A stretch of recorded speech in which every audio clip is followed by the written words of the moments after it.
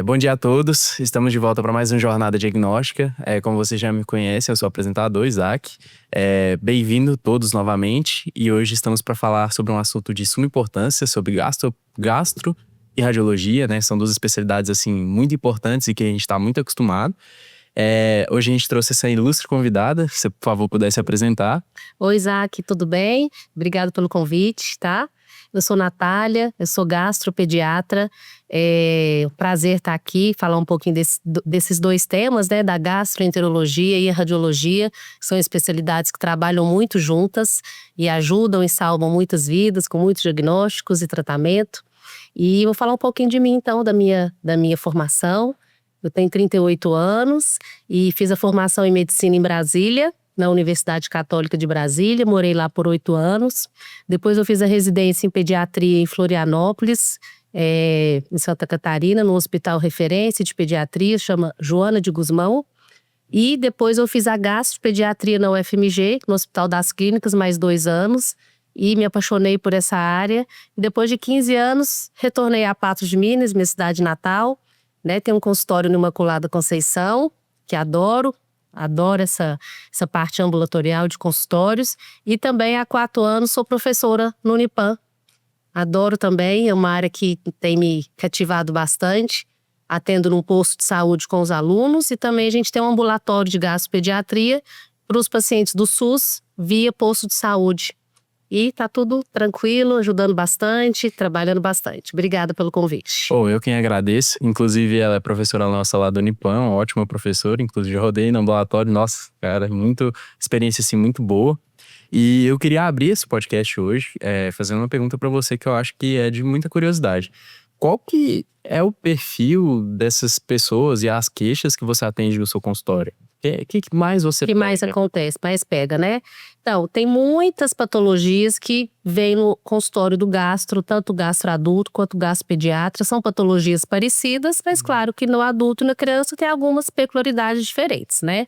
Mas eu vejo muito alergia à proteína do leite ou intolerância à lactose, que tem diferenças, inclusive no diagnóstico.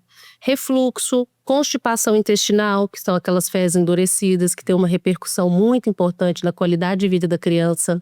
Diarreia com sangue, gastrite, esofagite, H. pylori, doença inflamatória intestinal como doença de Crohn e retocolite ulcerativa, doenças hepáticas do fígado, doenças do pâncreas, vesícula biliar. Então todo o trato gastrointestinal a gente avalia, cuida, diagnóstico, tratamento. Então tem bastante patologia na área da gastroenterologia. E tem algum, assim, que você acha que é o cargo-chefe, assim?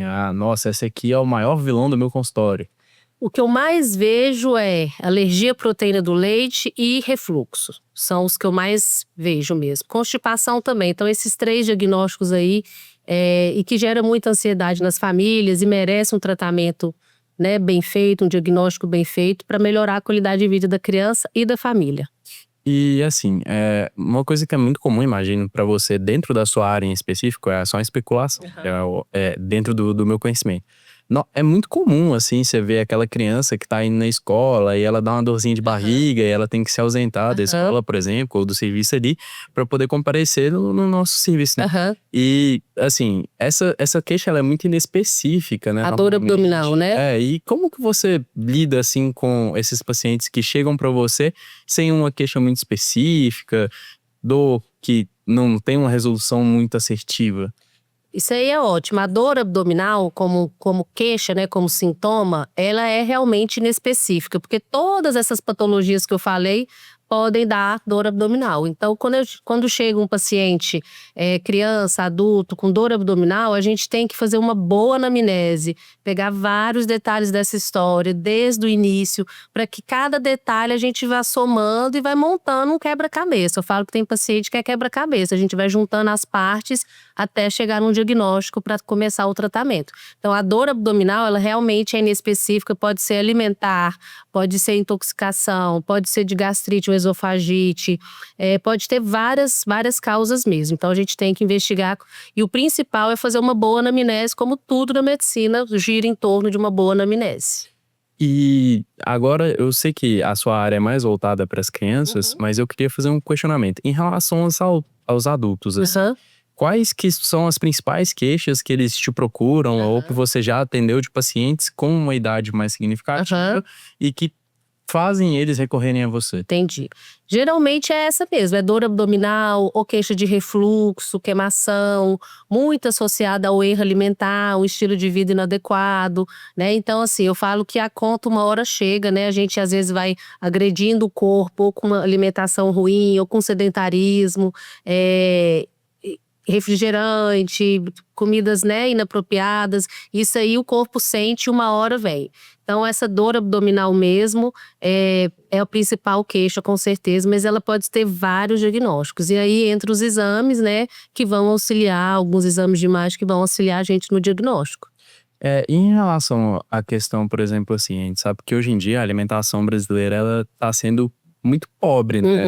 E Assim, nutritar mesmo. em questão de nutrição, carência de vitaminas, de minerais, o consumo excessivo de ultraprocessados, refrigerante, isso assim, é uma questão até que está se tornando cada vez mais comum. Isso inclusive é reflexo, por exemplo, de estatísticas de obesidade, Com de certeza. diabetes, enfim. E uma das queixas que eu vejo que é muito relacionada seria, primeiro, gastrite, né? E a segunda seria refluxo. Isso. Em relação ao refluxo, que é uma queixa que inclusive eu tenho refluxo um pouco.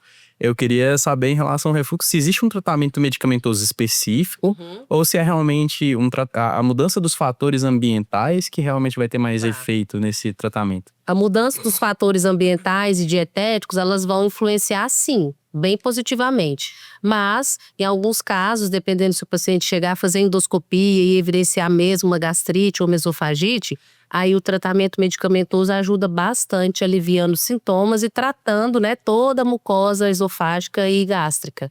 E aí, o carro-chefe do tratamento são os inibidores de bomba de próton, né? Que são o omeprazol, pantoprazol, esomeprazol, a família dos prazóis que a gente chama.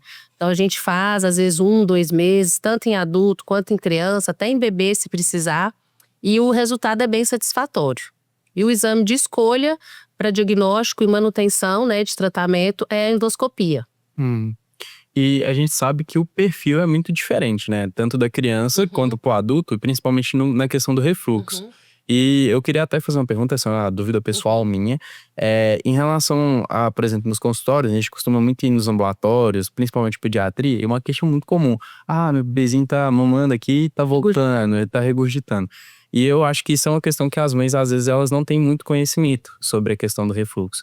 Tem como você explicar um pouquinho pra gente como funciona a questão de maturidade? O refluxo, assim, é meu carro-chefe lá no consultório, eu atendo bastante. E estudei bastante sobre ele na residência, minha monografia foi em refluxo de bebês. Justamente para ter conhecimento, para passar isso para as famílias e pacientes, né? Então o refluxo, ele pode ser fisiológico, né, que o próprio corpo, né, ainda está amadurecendo, então é normal voltar um pouco de conteúdo em bebês, mais leite, né, em adultos conteúdo alimentar também.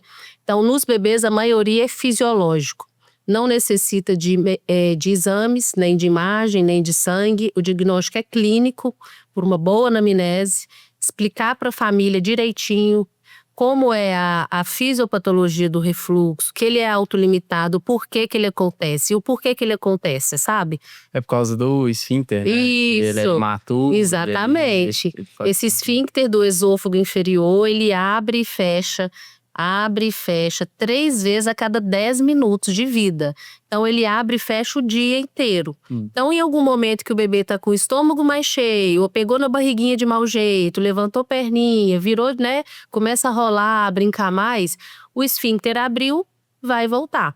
Então tem bebês que se incomodam muito com isso.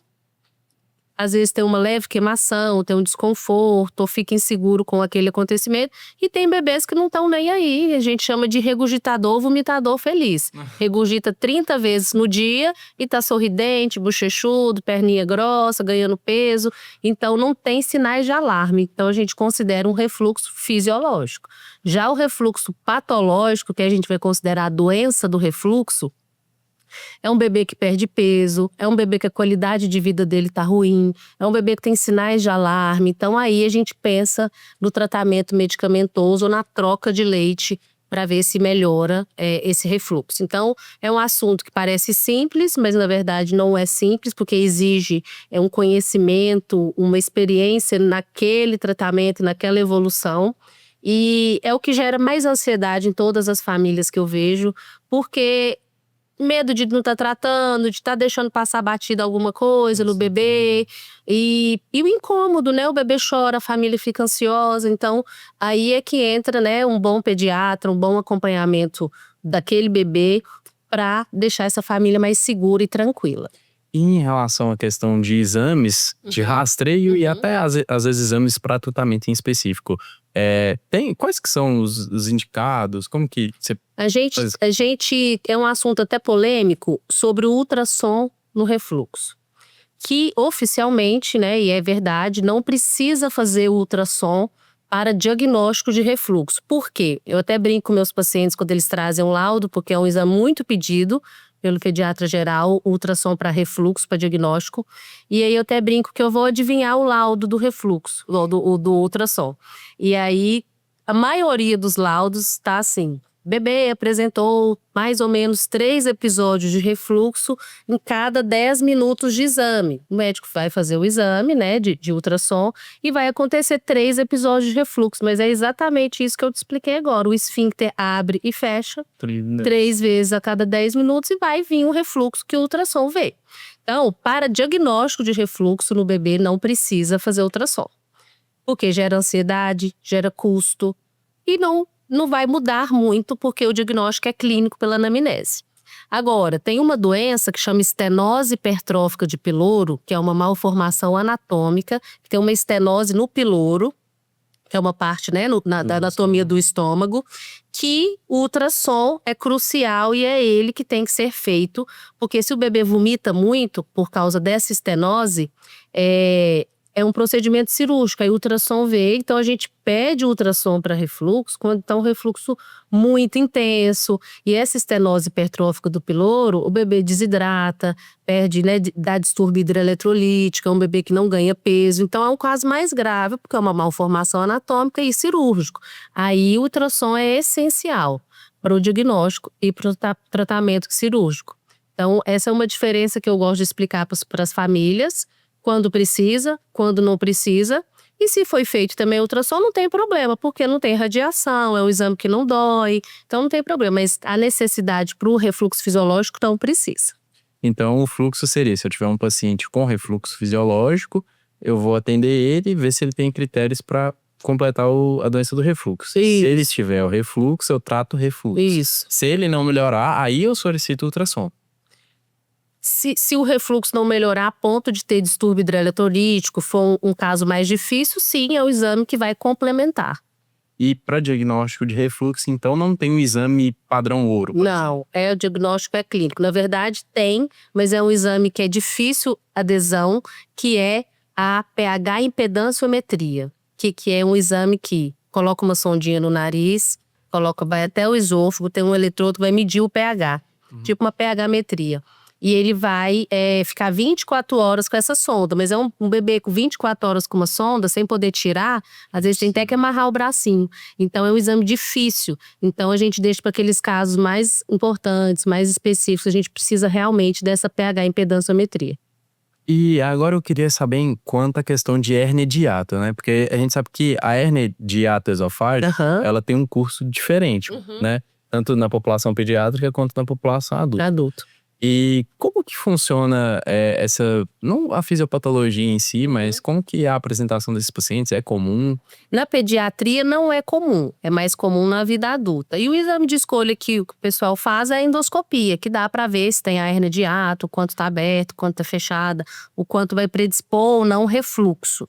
Na pediatria não é muito comum, na adulta é mais comum essa hérnia de hiato e tem a cirurgia para correção. E tem algum fator assim que é de pior prognóstico para essa hérnia de hiato? O tamanho da hérnia, né? O quanto ela vai ter repercussão naquele dia a dia do paciente, o grau do refluxo, se vai evoluir para um refluxo mais grave, aquele esôfago de Barrett que muda a metaplasia. Que dá tipo um câncer. E dá uma metaplasia porque muda o epitélio, né, do esôfago. Então, Aí são casos mais específicos e mais delicados, né? Quando tem outras associações ali junto. E tem algum exame, seja ele isolado ou combinado, que você costuma ou costumava solicitar, que você acha que seja mais viável para a análise desses pacientes? O exame de escolha é a endoscopia. Então, assim, para bebê, como a gente segura um pouco mais, devido a ser um exame mais invasivo, tem que ter sedação, a gente deixa para o último caso, em menor de 1 ano, se realmente precise, né? Porque tem uma patologia que chama esofagite eosinofílica. É uma esofagite que está até em alta, assim, aumentaram muitos casos, porque as doenças alérgicas aumentaram. Então, a esofagite eosinofílica, ela vai ser diagnosticada só pela endoscopia, ela dá muito sintoma de refluxo, impactação alimentar, disfagia, e tem a ver com alergia alimentar. E o principal alergênico que é a proteína do leite. É uma doença que tem em criança e tem muito em adulto também. Então, nesses casos, quando o paciente está com refluxo não melhora, trata, não melhora, a endoscopia é essencial para descartar a esofagite eosinofílica. Porque o tratamento é um pouquinho diferente, só ser o omeprazol, sabe? Então, é bem interessante essa patologia. E no caso desses pacientes que não têm resposta com tratamento clínico, eles têm indicação de fazer cirurgia? De hérnia de hiato? Isso. Em alguns casos, sim, mas em adulto, né? Mas ela é uma cirurgia que acontece, sim, quando não tem resposta clínica. E aí tem um procedimento cirúrgico, chama funduplicatura, que o esôfago, ele dá uma apertada, assim, no estômago. O estômago, na verdade, aperta um pouco o esôfago e aí volta menos refluxo. E tem a cirurgia só de correção da hérnia. Então, são procedimentos cirúrgicos que mais o adulto faz para correção do refluxo e da hérnia, né, se tiver. Agora, eu queria entrar num assunto que está sendo, tipo, muito importante hoje em dia na população, que é a questão de uso de probióticos. Tipo, gente, vamos tomar um chamita ali, vamos tomar que tem lactobacilos. Até que ponto você fornecer esses novos micro-organismos para microbiota é favorável, e até que ponto isso aí pode ser um desregulador, um disruptor dessa microbiota? O tema, né, probióticos está super em alta, vários congressos só de probiótico, de microbioma, porque a gente sabe hoje que realmente a gente tem um eixo entre o cérebro e o intestino muito importante e muito interligado. Então, como doenças mentais, da saúde mental estão muito em alta, também está sendo muito estudada a microbiota. E o probiótico é um excelente auxiliador ali nesse distúrbio entre cérebro e intestino. O que a gente tem que lembrar? Você falou de chamito e Yakult, né? É pegadinha, porque eles são ultraprocessados, eles têm muito açúcar. Então, eu quero um probiótico, vou comprar um Yakult. Não, você vai na farmácia, compra um probiótico. Eu falo que o probiótico, ele tem nome, sobrenome, ele tem várias especificações que a gente chama de cepas, que são os nomes dos micro-organismos. Então, não é todo probiótico que é bom. Inclusive, tem vários aí que são famosos, no mercado, que é mais marketing, que de qualidade, de eficácia não são bem estudados, não são bem recomendados, tá? Que é um tema até polêmico. Então, tem algumas cepas que são bem melhores que outras e são mais efetivas. Então, tem probiótico que é para diarreia, tem probiótico que é para cólica, tem probiótico que ajuda na constipação, tem alguns probióticos agora que são mais para dermatite atópica, que aí tem a ver com a pele, e o probiótico ajuda na pele. Então, tem probiótico para insônia, tem probiótico para síndrome do intestino irritável. Então, tem várias cepas, é um tema assim extenso e muito estudado, tanto para criança quanto para adulto. Agora, eu queria saber um pouco mais, entrar em uma questão relacionada a SIBO. Como que é o diagnóstico? Se tem algum exame que é solicitado? Se esses pacientes eles têm muita comorbidade? Como que… A síndrome do crescimento bacteriano, né, que a gente vê tanto em criança quanto em adulto. Adulto tem é bem mais prevalente do que criança, mas em criança tem aumentado um pouquinho a prevalência. Tem pacientes que são mais graves, que têm síndrome do intestino curto, porque por algum procedimento cirúrgico faz ressecção de parte do intestino e acaba evoluindo com supercrescimento bacteriano, né? Então, o exame de escolha, mas até utilizado em adulto, é o teste expiratório, do hidrogênio expirado, que faz aquele teste respiratório do hidrogênio expirado, toma a substância, que em partes tem alguns locais que fazem, e aí o resultado vai mostrar se tem ou não supercrescimento bacteriano, e aí a gente avalia qual antibiótico dá para tratar a SIBO. Então, é um tema também que tem alta, importante e é bem relevante, porque dá bastante sintomas, da dor, da distensão, da gases, né? E aí a gente tem que avaliar sim. E o uso de antimicrobiano tem alguma relação?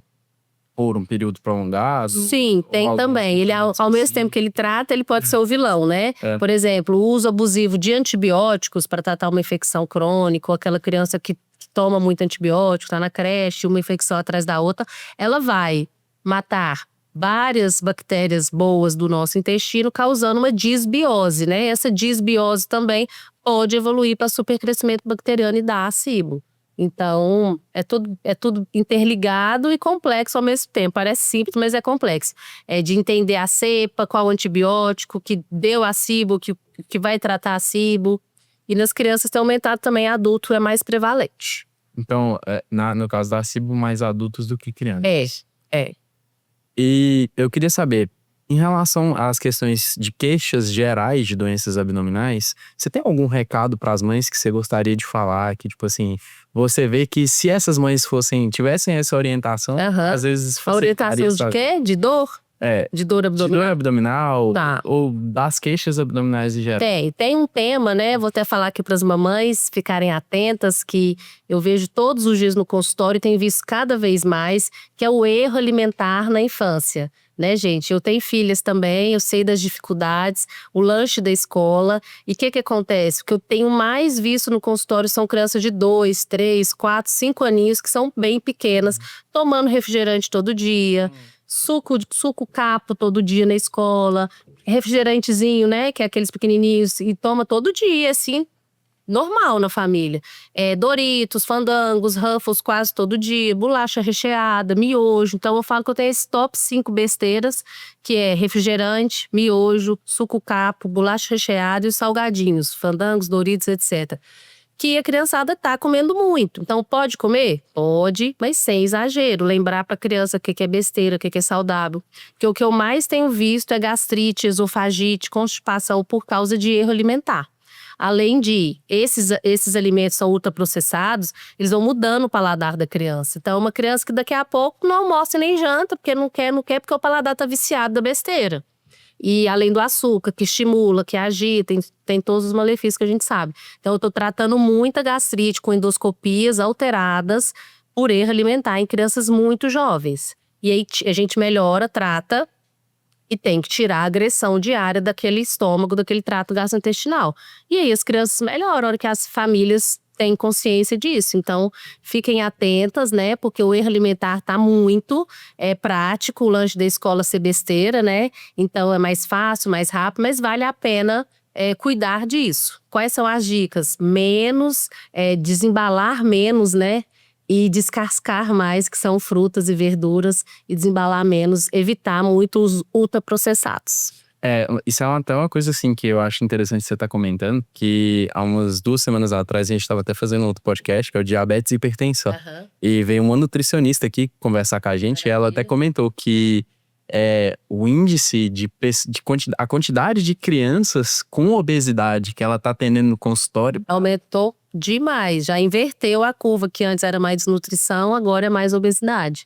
Eu vejo bastante também as crianças obesas e, infelizmente, a culpa é do pai e da mãe que tá financiando a besteira. Eu puxo a orelha porque eu falo, quem deu dinheiro, quem comprou, quem levou pra geladeira? Não foi a criança de 3 anos. Ela foi acostumada porque tá na geladeira e os pais são espelho, ela vê o papai e a mamãe tomando, comendo em excesso, então vai ter essa conta chega, né? E também agora com essa questão de uso de telas, videogame. Aí mais sedentarismo, mais besteira e aí obesidade e doenças crônicas, dislipidemia. Até de exemplo assim, essa semana eu atendi um menininho num ambulatório que, ele não fazia esporte nenhum, não jogava bola, não saía pra brincar com as crianças. Só então, casa e tela. Casa e jogo.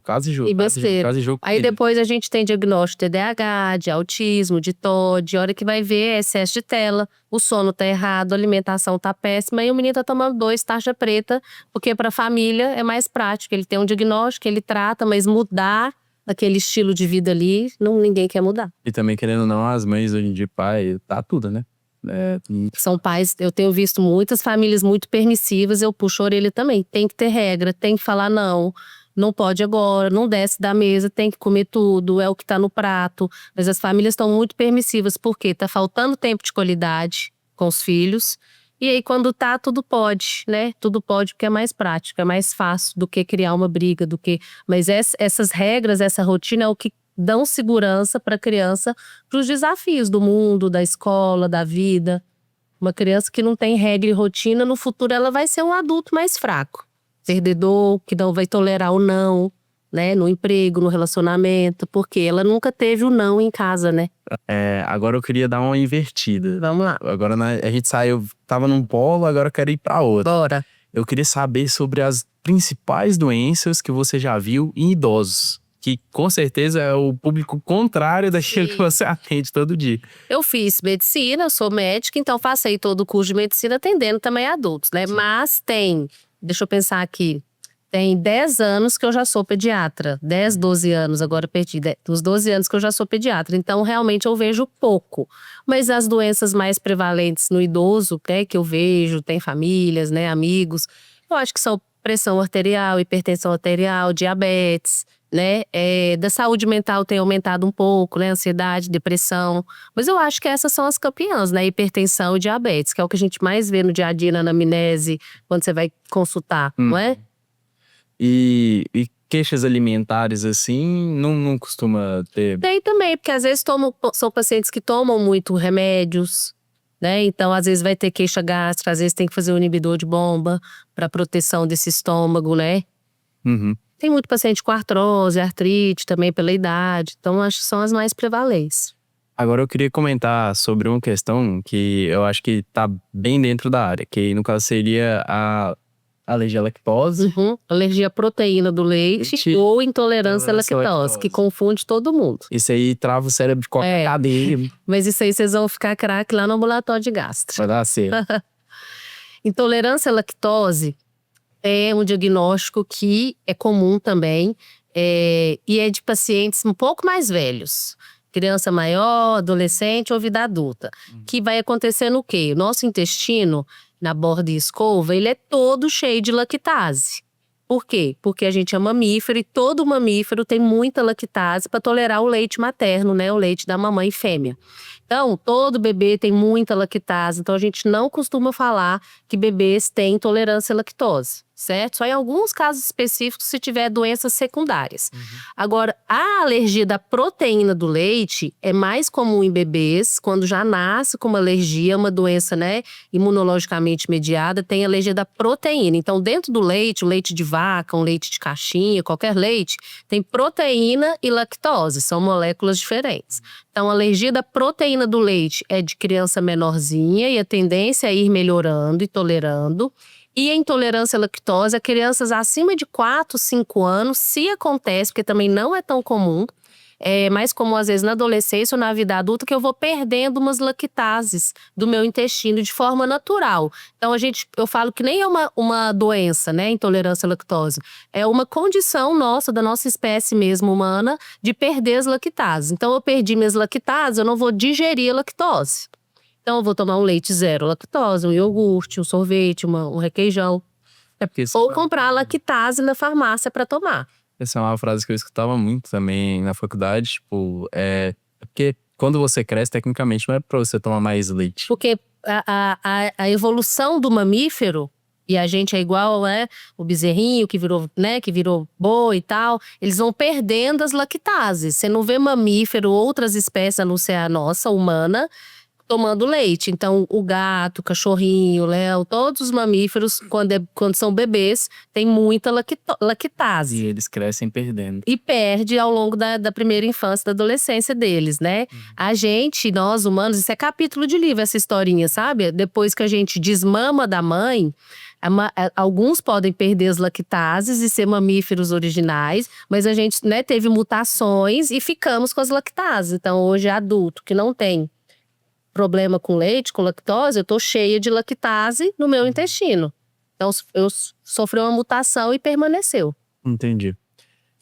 Agora uma outra doença que eu vejo muito também assim nos ambulatórios, que eu acho que é importante a gente comentar, não só para a população infantil, mas a população geral, é a doença celíaca, né? A alergia aos glúten. Isso, é um tema que eu gosto bastante, estudo bastante, é uma doença muito importante, né? Potencialmente grave. E o que a gente vê de sintomas no dia a dia é só a ponta do iceberg. É uma doença que tem o iceberg todo embaixo, assim, com muita comorbidade.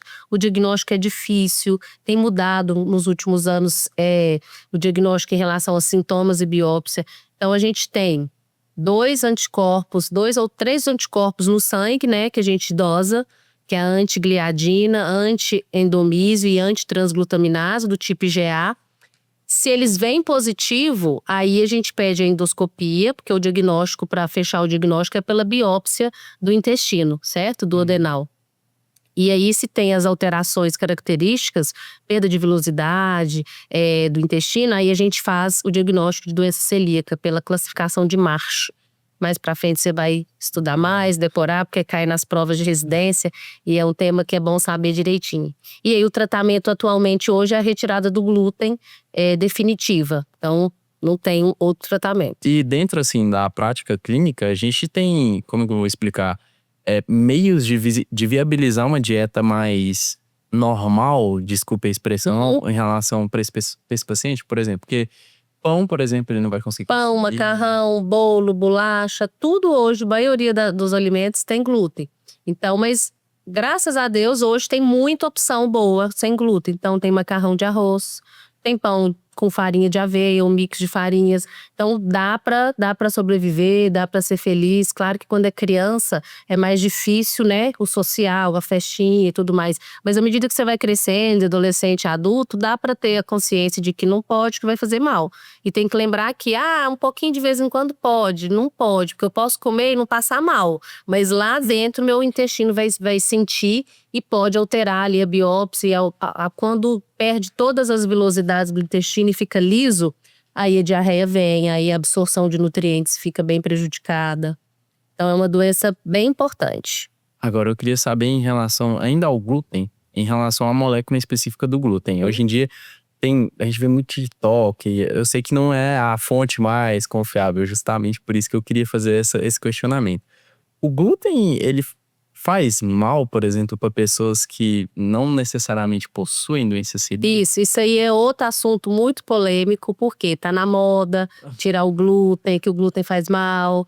Eu tenho visto, às vezes, mães que amamentam tirando o glúten porque tá fazendo mal pro bebezinho. Gente, a gente não precisa tirar o glúten sem indicação, sem exame, sem predisposição.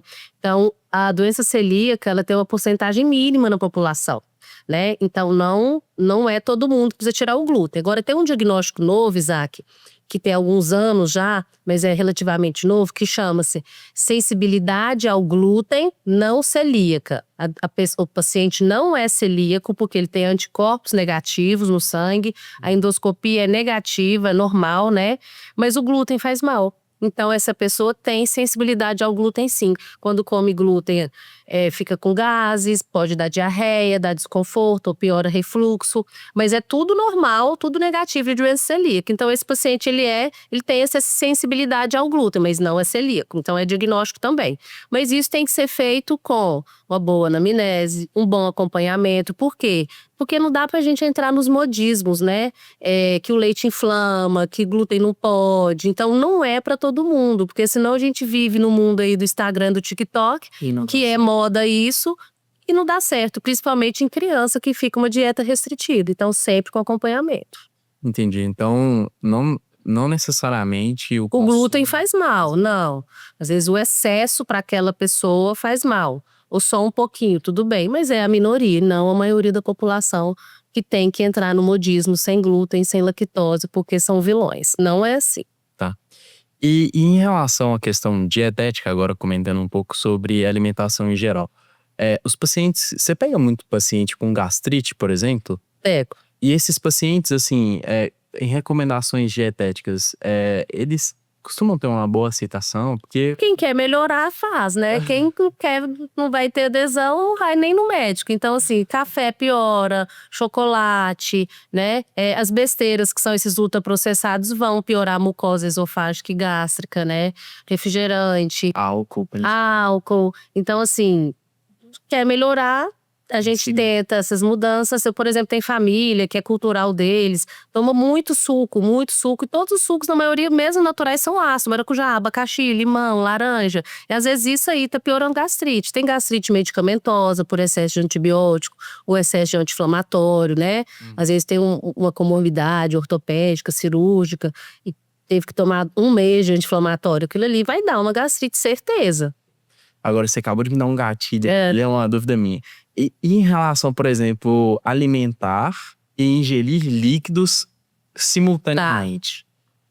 Quem tem predisposição a ter refluxo, isso pode piorar, porque diminui o esvaziamento gástrico, altera ali o pH, que vai alterar a digestão da comida. Então, não é o indicado almoçar com suco sempre, nem a água também, porque vai alterar essa digestão, sim, vai piorar refluxo, porque vai aumentar o volume gástrico e vai voltar mais. Então, o indicado, assim, para criança, para adulto também, toma um golinho de água aqui, alimenta, né, bem, depois mais um pouquinho, mas não sempre de golada e copada. E vai Então, piorar. não tem, tipo assim, por exemplo, tem um monte de gente que sai falando: eu não como e faço ingestão de água ao mesmo tempo, porque dá diástase abdominal, que não sei. Aí é cá mais específicos. Agora, por exemplo, tem paciente que tem esofagite eosinofílica que tem dificuldade de polimento descer. Então, até uma pergunta que eu faço: precisa de líquido para a comida descer? Precisa, porque tem uma disfagia, o esôfago está inflamado e precisa de líquido para descer. As patologias que eles precisam, então. E aí acaba sendo uma ajuda da gente entender essa necessidade. Entendi. Eu pensava que fazia mal, digamos assim, mas. Não faz bem, não. É? Assim, comer sempre com líquido não é o indicado, não. Então existe, tipo, ali um meio termo, digamos. Eu acho que tudo na vida é equilíbrio, né? Nada em excesso é legal. Então, um pouquinho aqui, um pouquinho ali, mas não 2 copos durante a refeição, que ali vai dar ruim. E uma outra coisa que eu vejo muito comum agora em relação ao consultório pediátrico, pelo menos os ambulatórios que eu frequentei, eu vejo muito isso. É quanto à alimentação das crianças. Quais são os alimentos que podem, quais não podem, de acordo com as idades. A gente vê que é muito comum, do nada chega uma criança, por exemplo, com menos de 6 meses tomando água. Não precisa. Comendo, entendeu? Isso. Então, a orientação certa, oficial das sociedades, né? Sociedade Brasileira de Pediatria, introdução alimentar aos 6 meses. Às vezes eu pego o menino de 4 meses que o doutor pediu para comer para melhorar o refluxo. Não tem essa indicação. Vai engasgar, vai alterar o trânsito intestinal, constipação, né? Esse risco de engasgo, ele é pior mesmo. Risco de alergia alimentar, porque está muito precoce. Então, introdução alimentar, 6 meses. Água, não precisa antes dos 6 meses também. Mesmo se é fórmula? Não precisa. A água da fórmula já é o suficiente para o dia todo, né, da criança de ingesta hídrica. Que mais são mais, assim, comuns, tabu? O açúcar, a orientação é depois dos 2 anos. Por quê? Programação metabólica, pensando lá no futuro, na diabetes do futuro. Então, a orientação do açúcar depois dos 2 anos não é impossível fazer, né? É difícil, mas dá para segurar. Então, no aniversário de 1 aninho não precisa comer bolo e brigadeiro, deixa pros convidados, né? O mel era 1 ano, depois passou para 2, depois dos 2 anos, por causa de risco de botulismo. Eu particularmente nunca vi, mas tem essa orientação, é a orientação que a gente orienta, do mel a partir dos 2 anos. Acho que mais de tabu são essas: açúcar, água, o sal. Até 1 ano, na introdução alimentar de 6 a 12 meses, sem sal. Mas pode alho, cebola, todo cheiro verde, tudo mais. Pode fazer bem gostosa, só não precisa do sal. Por quê? Para não mudar o paladar dos bebês e pela imaturidade dos rins também na filtração. Então, evitar o sal também. Acho que são os principais aí na pediatria. Esses são os cargo-chefe, assim, que você vê que quase todo paciente chega lá, gente, não. E tem que orientar sempre, porque as famílias que têm pouca orientação, elas precisam dessa orientação, principalmente lá na saúde, né, medicina de família. Às vezes a mãe teve um filho, tá com 15 anos e teve um bebê e não lembra mais nada. Ela quer essa orientação de novo, se teve alguma mudança ou não. Então é bem importante. É sempre bom. E quanto a crescimento e desenvolvimento, é uma coisa que você costuma entrar muito no consultório? Sim, com certeza. Gráficos, a antropometria, né? Medir a altura, peso, calcular o IMC, colocar no gráfico. Isso na pediatria é essencial. Então, o bom médico, o bom pediatra, ele faz os gráficos, ele explica para os pacientes. Que é só no gráfico a gente vai ver se está com obesidade, se está com baixo peso, magreza. Em qual momento esse paciente parou de ganhar peso, por exemplo, na doença celíaca. Ele vai, a hora que começa a ingerir o glúten, o peso para. É muito importante essa parte do desenvolvimento. E aí o neurodesenvolvimento, né, do neuropsicomotor, dos marcos do desenvolvimento, pra gente entender aquele bebê se tá tudo bem, se tem algum sinal de alarme. É a consulta completa, né? Agora, em relação, assim, o parâmetro geral, misturando tanto radiologia quanto gastro, né? Quais são os principais exames, assim, que você solicita de exames complementares para esses pacientes? O que eu mais uso no meu dia a dia, deixa eu pensar, é endoscopia. Por exemplo, na ortopedia é raio-x. Sempre raio-x, raio-x. Raio-x eu já não peço tanto, eu peço raio-x quando eu tenho um paciente com uma constipação grave, que eu preciso ver se tem fecaloma, se tem muitos gases, se tem alguma parte de obstrução. Então o raio-x é sempre bom num quadro agudo, né? Quando vai no pronto-socorro, uma dor abdominal, raio-xzinho tranquilo. Tomografia também é um exame que a gente pede, porque tem muita dor abdominal. Endoscopia eu peço muito, porque eu tô vendo muito realmente gastrite, esofagite eosinofílica, H. pylori. Então, endoscopia é muito bom. Celíaca, então a endoscopia ela ajuda demais, porque ela tanto descarta muita coisa, quanto dá o diagnóstico de muita coisa. Ultrassom é o exame que eu peço, mas menos, por causa daquela polêmica que eu te falei do ultrassom para refluxo que não precisa, mas só para estenose hipertrófica. Ressonância, pouco, na minha prática clínica. Mas aí a tomografia e a ressonância vai ajudar na doença de Crohn, retocolite ulcerativa, para ver fístula também.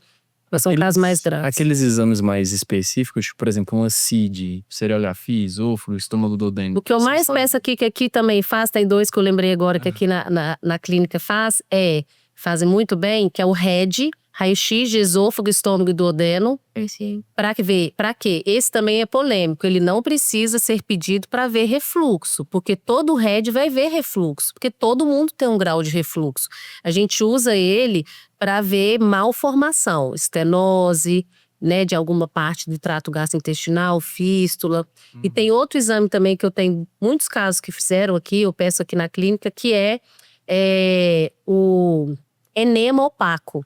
Enema opaco, você sabe qual que é? É um retal, né? Você coloca bário via retal, então é um exame chato, invasivo, mas ele diagnostica uma doença muito importante, muito grave, que tem um nome bem grande e estranho, chama doença de Hirschsprung, que é uma constipação muito grave por uma malformação que ocorre como?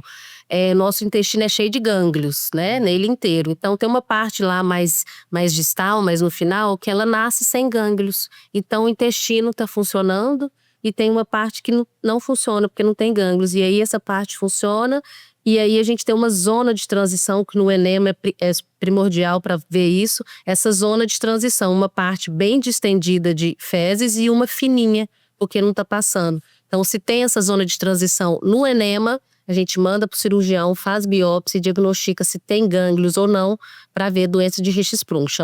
Ela tem 3 nomes: doença de Hirschsprung, megacólon congênito, porque forma um megacólon, ou aganglionose colônica ali, que vai ter sem gânglios. Então, é uma doença grave, cirúrgica, rara, ainda bem, mas é uma das doenças mais importantes aí do gastro, que o enema opaco é primordial para fazer o diagnóstico, para ajudar. Caramba, velho. Essa é uma doença que Você vai ver o nome depois, é um nome enorme, super difícil de escrever, que às vezes até eu colo quando eu vou escrever, Hirschsprung. Nossa. Omega-cólon congênito. Mas é muito maneiro. E quanto, assim, queixas de pronto atendimento, você teve algum contato mais? Tive, eu fiz muito plantão. Hoje eu não faço muito mais pela correria do dia a dia, família, filhos, mas fiz muito plantão na pediatria. E plantão é plantão, né? Tem queixa de tudo, de muita IVAS, aí o raio-x pode ajudar, a tomografia pode ajudar, dor abdominal, infecção de urina. Mas quanto à dor abdominal, de exames assim? A dor abdominal, quando é plantão, então o raio-x ajuda, a tomografia ajuda, a gente tem que pensar sempre na apendicite. Tem outro, lembrei aqui outra indicação que a gente faz, que eu vejo muito ultrassom, que é um exame que ajuda muito também, muito rápido, simples, que é a linfadenite mesentérica. Que aí o ultrassom ele vai ajudar, por exemplo, numa dor abdominal intensa, ver se tem uma apendicite ou se tem só linfonodos aumentados no intestino. Porque quando os linfonodos aumentam, por reação a qualquer infecção, qualquer virose, o linfonodo aumenta. E na criança dói muito, de rolar no chão mesmo de dor. Então o ultrassom vê lá, presença de múltiplos linfonodos mesentéricos aumentados, sugestivo de linfadenite mesentérica. Gera dúvida. Outra dica também que linfonodos aumentados não precisa de antibiótico. Ele é tratamento autolimitado mesmo, com medicação de dor, de controle de dor. Paracetamol, dipirona, ibuprofeno. Entendi. Parece bastante. Doutora, eu agradeço demais. Foi uma conversa extremamente rica. Eu quase que aprendi gastroenterologia. Vai chegar no ambulatório excelente. Exato. Eu queria saber se tem alguma mensagem que você gostaria de deixar pro Cujo que assiste a gente. Se tem algo que você acha que essas pessoas precisam realmente saber. E gente que tá aí em casa, um ótimo profissional aqui na nossa frente. Qualquer queixa, dor abdominal, procurem ajuda, né? Sempre tenham essa orientação de que dor não é algo comum. Isso mesmo. Dor não é algo que é normal sentir dor. Sentir dor não é normal. Procurem um médico, procurem um serviço, porque sempre vai existir uma possibilidade de ajuda. Temos excelentes profissionais. A doutora Natália é um exemplo, né, grande de um profissional de excelência, mas saibam que tem ótimos serviços. Vamos deixar uma dica para as famílias, adulto, criança, né? Então, como o Isaac falou, gente, dor não é normal. Vomitar ou sentir náusea, né? Que é enjoo, não é normal. Cocô duro demais, que é constipação, a bolinha de cabritinho que a gente chama de síbalos, ou fezes endurecidas com dor, dificuldade, não é normal. Sangue nas fezes, não é normal. Então, tudo isso vale a pena procurar um especialista que você já vai guiar o tratamento e o diagnóstico correto, né? Outra coisa que eu tenho visto, que eu falo lá no meu Instagram, deixo sempre dica: dietas muito restritivas nas mamães que amamentam, sem indicação. Hoje mesmo eu peguei uma mãe que foi orientada a desmamar do leite materno para tentar a fórmula, sendo que não precisava agora. Então, assim, vá atrás da informação. Hoje em dia a informação tá tão boa, apesar de que tem tanta informação às vezes que não é tão boa, a gente tentar filtrar um pouco a boa informação com bons profissionais. E na medicina é a frase clichê, né? Uma boa anamnese e o bem feito, ele já, às vezes já basta, né? Fazer o bem feito, ele tem que ser feito mesmo, tá bom? E é isso. Precisar, eu tô sempre por aqui, tô no Instagram, tô no Zap. Quem me conhece sabe que eu tô bem disponível e faço com o maior prazer e amor, viu? Obrigadão, doutora. Agradeço demais a presença. Vejo vocês no próximo Jornada Diagnóstica.